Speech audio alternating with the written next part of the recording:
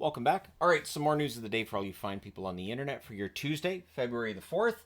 Starting off with a Miro Heiskanen update, which is not encouraging. He's had knee surgery. He is now viewed as month to month. And so if week to week's at least 2 weeks, month to me is at least 2 months. Not great news for the Dallas Stars, who are already without Sagan for an extended period of time. Now they're going to be without Heiskanen, and we'll see how everything goes for them over the next couple of months. Of course, he was already ruled out of Four Nations and all that. They've already named his replacement, but it's going to be tough for Team Finland without Heiskanen, and it's going to be tough for Dallas without Heiskanen as well. Carson Soucy is apparently on the trade block. He may be playing tonight for Vancouver because Quinn Hughes is out. They're not talking about whatever injury it is, which always makes me nervous. I always get nervous when a team doesn't talk about what exactly the nature. Like, they don't say upper body, lower body. They won't say anything, and it's just, well, he missed the last game. Yeah, he's going to miss this one too. Okay, so it's more today. It's going to be about a week. And then, of course, Four Nations starts to commit a question as well. The Canucks have a couple more games before the end of the week. In the event that Quinn Hughes doesn't appear in those games, I don't see how he's going to make an appearance at Four Nations, which would take out another player from that tournament, which gets started next week. Vinny Hinostroza is on waivers for Nashville. Not really a surprise. He was a call-up. I think he's played all right, but again, has he played well enough to have a permanent spot in the lineup? Probably not. So he's on waivers. I would think he very likely clears, ends up down in the American Hockey League tomorrow. Interesting news with the Buffalo Sabres. So after Tage Thompson took that elbow from Nason, the team had a meeting about the lack of response from the team. The one thing with that is, so are they saying just the response to the incident? Because, yeah, then I get it. But like the rest of the game, I mean, Nason was booted out. So the team has already said, players from the team have already said, yeah, that won't happen again. So my guess is that it was just when Thompson got hurt. Management wanted to see a little more pushback from the players. I've talked about it in reviews before with Buffalo dating back a couple of years. They're not a physical team. They're not a team that intimidates you. They're not a team that throws a lot of hits.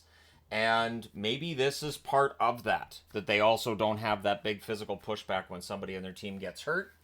The next time there's some kind of incident with a Buffalo player, not that I'm willing that to happen or anything, but the next time it does happen, we'll see what the response is from the team on the ice.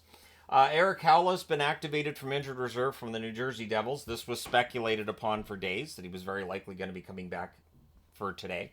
The New Jersey Devils could use Howlett back. Anything that helps to turn things around for them, as lately things have started to kind of be in. It's got to be a worrying trend, I would think, for Devils fans.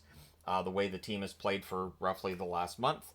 Every team goes through these downbeats, but it's how you come out of them that tells fans, and I think kind of tells everybody how this team might respond come playoff time. But of course, for New Jersey, they got to get to the playoffs. So they got to turn this around because there's some hot teams right now in the East.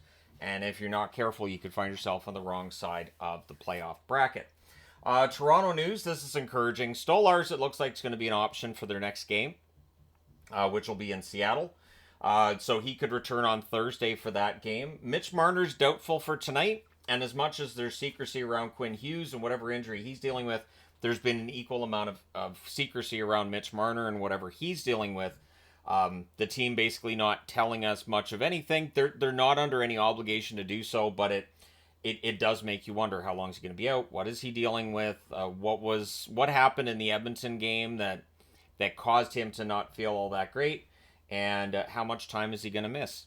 What is his status for next week's tournament? So we may have a whole bunch of... I could be on a plane on Sunday going down to California, and when I get off the plane, just go, I got to do a news video in the airport. Look at all these guys that are out of the Four Nations. I'm just scrolling. They're all of them. It's everybody. Marner's doubtful for tonight, but we'll see what ends up happening. Ekman Larson seen as a game time decision as well. Good news for Utah. Dylan Guenther is set to return to the lineup for them. So he's been out for quite some time. That should really give a huge boost to their offense. They need a huge boost to the offense. So all the best to Dylan Guenther and the Utah Hockey Club. Hopefully soon to be called the Utah Mammoth. Fingers crossed on that one.